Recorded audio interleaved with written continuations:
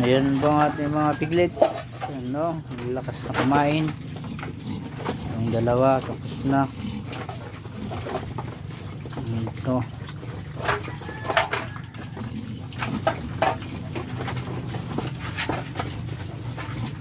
Super starter pa din yung ating pagkain.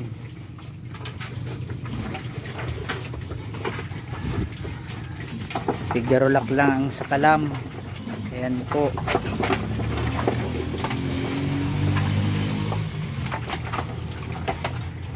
Okay.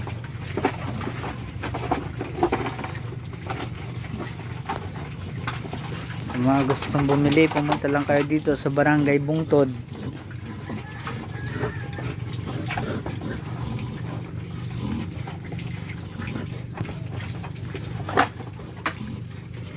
Marami po tayong piglets ngayon.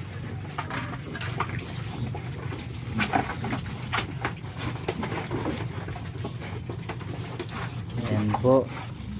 Sa kabilang kulungan meron din piglets doon. 9 na peraso din. Ayan po. Tapos may bagong panganak pa tayo. 13 yung anak niya.